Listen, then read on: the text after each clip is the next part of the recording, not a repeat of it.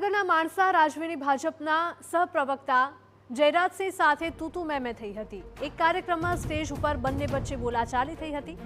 માણસા રાજવીએ જયરાજસિંહને રોકડું પરખાવ્યું હતું। જયરાજસિંહ સ્ટેજ પરથી ખોટો ઇતિહાસ બોલી ભ્રમિત કરી રહ્યા હોવાનો દાવો કરવામાં આવ્યો। માણસા કોલેજમાં વિદ્યાર્થીઓના ઇતિહાસ અંગેનો સેમિનાર યોજાયો હતો। જયરાજસિંહ પરમારે ક્ષત્રિયોના ઇતિહાસ વિશે વાત કરતા અંગ્રેજોની ગુલામી સંદર્ભે ઉલ્લેખ કર્યો હતો।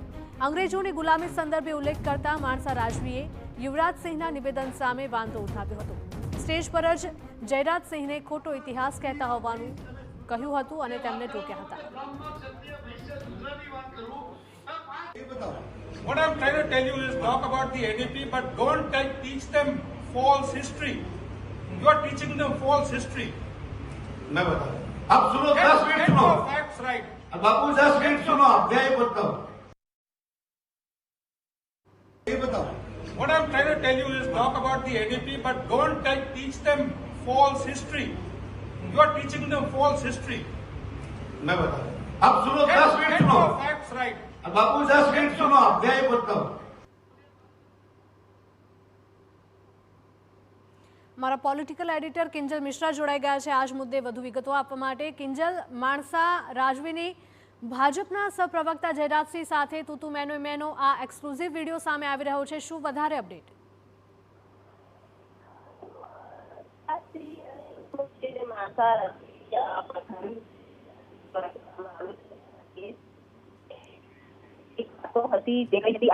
કાર્યક્રમ હતો એ માણસા કોલેજમાં યોજાયો હતો કે જ્યાં વિદ્યાર્થીઓ માટે ઇતિહાસ અંગેનો સેમિનાર હતો તે યોજવામાં આવ્યો હતો। જયરાજસિંહ પરમાર દ્વારા જે ક્ષત્રિયો વિશેના ઇતિહાસ વિશે જ્યારે વાત કરવામાં આવી ત્યારે તેમણે વાત કરી કે અંગ્રેજોની ગુલામીના સંદર્ભમાં જે વાત હતી તે કરી હતી કે કઈ રીતે જે તે સમય પર કહી શકાય કે જે અંગ્રેજોની ગુલામી હતી તે ક્ષત્રિયો દ્વારા કરવામાં આવી હતી અને આ જે ઇતિહાસ છે તે ખોટું હોવાની વાત તરત જ માણસાના રાજવી દ્વારા કહેવામાં આવી હતી કે તમે ઇતિહાસને ખોટી રીતે કહી રહ્યા છો, ખોટી રીતે પીરસી રહ્યા છો, વિદ્યાર્થીઓને ઇતિહાસ ને ખોટી રીતે કહી રહ્યા છો। જે સીધા દ્રશ્યો આપ જોઈ શકો છો કે જે તૂતુ મેમે છે, આ મંચ ઉપર થયેલી તૂતુ મેમે છે। વિદ્યાર્થીઓ કાર્યક્રમ આખો નિહાળી રહ્યા હતા, ઇતિહાસની વાત ચાલી રહી હતી અને ત્યારે આ સમગ્ર જે કાર્યક્રમ છે તે દરમિયાન જ માણસાના જે રાજવી હતા તે ઊભા થઈ ગયા હતા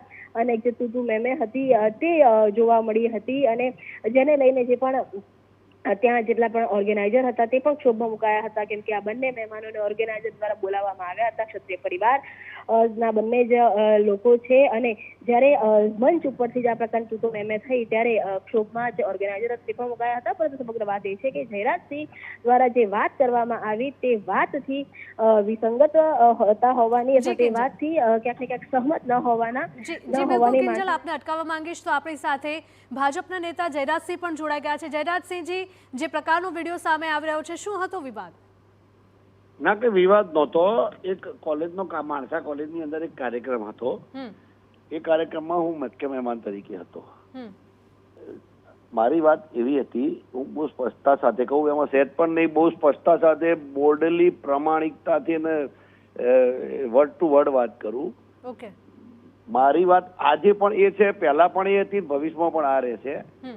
વાત એ હતી કે આપણે સોનાની ચીડિયા ગણાતો આપણો દેશ વર્ષો સુધી આપણા ઉપર જુદા જુદા શાસકોએ કેમ રાજ કર્યું અને એક શાસક એવું નહીં, હુણો કુશાણોથી લઈને પારસીઓ, એના પછી બીજા બધા અનેક વિદેશી જે ધાડે ધાડા આવતા અને આપણે હારતા અથવા તો ગુલામ આપણે કેમ બન્યા, એના મૂળ મુદ્દામાં આપણી અંધશ્રદ્ધા, આપણે અંદરના કુસંપો, આપણી અંદરના વર્ણભેદો, આપણે ફક્ત એકલા ક્ષત્રિય સમાજે જ યુદ્ધો કરવા પડતા, અલગ અલગ વાડાની વહેંચાયેલા સમાજની અંદર જુદા જુદા લોકો કામ કરતા। એટલે દાખલા તરીકે વર્ણ વ્યવસ્થા હતી જે અધોગતિનું મૂળ છે, વર્ણ એટલે બ્રહ્મ, ક્ષત્રિય, વૈશ્ય અને શૂદ્ર, તો બધાએ જુદા જુદા કામો વહેંચેલા હતા એટલે યુદ્ધો ક્ષત્રિય સમાજના ભાગે આવતા, જેના કારણે યુદ્ધોના કારણે માર્જિનલાઇઝ થઈ અને આપણે દેશ ગુલામ બન્યો, જે 1947માં આઝાદી મળીને આપણે આઝાદ થયા। આ એક રૂટીન વાત હતી।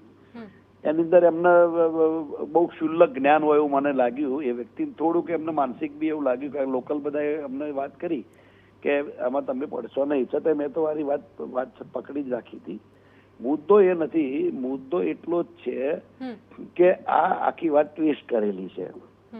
એ તો કાર્યક્રમમાં એના પછી તો એ પણ કાર્યક્રમ હતા, હું પણ હતો. કાર્યક્રમમાં જનમણ ગણ રાષ્ટ્રગીત ગવાયા પછી છૂટા પડ્યા છીએ.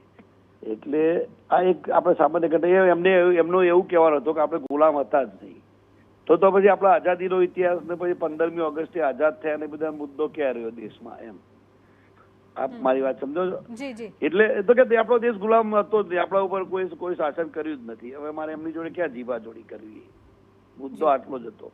આપણો દેશ, આપણે આઝાદી જ મળી નથી ને આ બધો ખોટો ઇતિહાસ છે. આઝાદી મળી જ નથી કે હવે આઝાદી તો આપણે 15મી ઓગસ્ટ ને 26મી જાન્યુઆરી બધું શું છે?